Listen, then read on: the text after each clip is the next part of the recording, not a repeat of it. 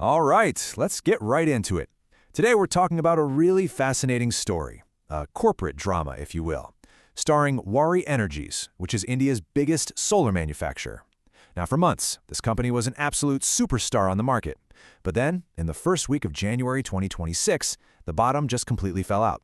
So let's piece together what exactly happened. And when I say the bottom fell out, I am not kidding. In just 8 trading sessions, the stock plunged over 20% from its recent high. This wasn't just a little dip. This was a complete free fall that wiped out a massive amount of shareholder money almost overnight. So what on earth was going on? And that right there is the central mystery. Because on paper, Waaree looked absolutely unstoppable. We're talking profits up 133% year over year, and they had this gigantic order book. So how does a company with numbers that good suddenly crash so hard? That's the puzzle we're going to solve today. Well, the answer isn't just one thing. It was a perfect storm. 4 different pressures all hitting the company at the exact same time. We're going to break down each one piece by piece to see how they all came together to create this crisis. So let's start with clue number 1. Right before this big crash, there was a fundamental change in how you could even trade Waaree's stock. And this change, well, it basically handed traders who were betting against the company a brand new, powerful weapon. And that weapon is called futures and options, or F&O for short. Now, this is a total game changer because it lets traders aggressively short a stock. In other words, they can make big bets that the price is going to go down. Before this, doing that was a lot harder. But now, all of a sudden, the bears had a direct way to attack the stock price. And you can see the impact in the data. It's immediate. Just look at this. The number of these open F&O contracts shot up by over 82% in a single week. This is what's known as a short buildup. It's the hard evidence that a ton of new money was flooding in just to bet on the stock going down. The attack was on. This whole thing set up this really fascinating battle. See, on one side, in the derivatives market, you had these short-term speculators just hammering the price down. But on the other side, in the regular cash market, you had long-term investors who were actually buying up the stock thinking, hey, this is a great discount. It really became a fight between short-term fear and long-term belief.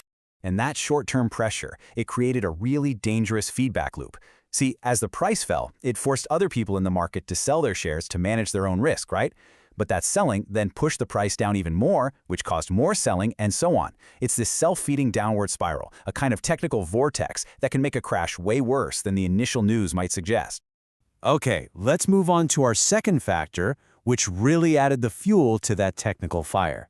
So while the F&O market gave the bears their weapon, a huge, high-impact report from a global investment firm gave them the motive for the attack. That firm was Bernstein Research, and their warning was intense. They basically said that a tsunami of global oversupply in solar panels was coming, and that this wave would crush prices and profits for everybody in the industry, including Waaree. Just this one report completely flipped the script on the company's story. And the damage to that story was huge. You see, the market was hoping for these really juicy 25% profit margins to keep going. But Bernstein's forecast? A brutal drop back down to the historical average of 10 to 15%. I mean, that is a massive hit to what everyone thought the company was going to earn. And then they put a number on it, a target price of just over 2,000 rupees. From where the stock was trading, this was basically saying, hey, this thing could fall another 20-something% from here. For traders, that was a crystal clear signal. Get out now. Okay, now for our third driver in this perfect storm. Because on top of all the technical pressure and the big analyst downgrade, Waaree was suddenly hit with a whole barrage of political and internal problems all at once. And this right here reveals the company's biggest vulnerability. It is incredibly reliant on one single market. A whopping 55% of its business comes from the United States. So you can imagine any problem in the US is a massive, massive problem for Waaree. And wouldn't you know it, suddenly problems were everywhere. The US was threatening new tariffs, US Customs started a probe into whether Waaree was illegally getting around the old ones. Back in India, you had income tax raids and GST notices. And then, to top it all off, the CEO suddenly resigned. It just painted this picture of a company completely under siege, fighting fires on all fronts. So I know, the story sounds relentlessly negative, right? But here's where it gets really complicated. Because for every bear pointing to all these problems, there was a bullet pointing to the company's fundamental strengths. So let's flip the coin and look at their side of the story. This number, This is the heart of the bull case.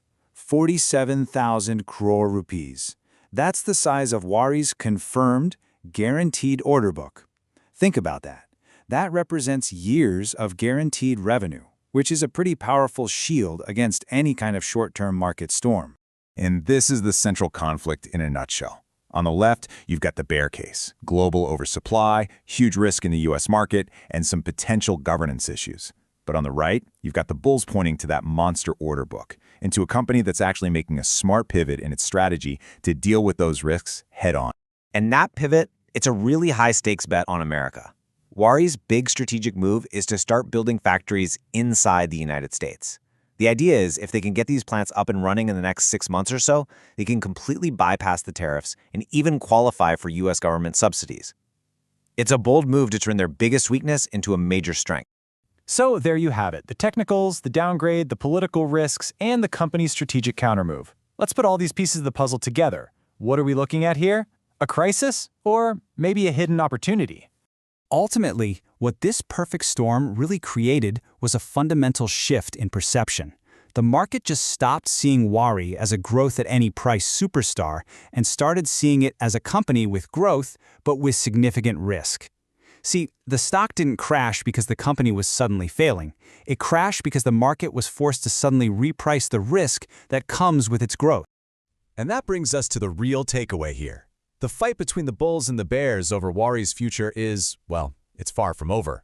But this whole story is a powerful reminder for all of us that in today's market, even the strongest growth story can be shattered in an instant when the perception of risk suddenly changes.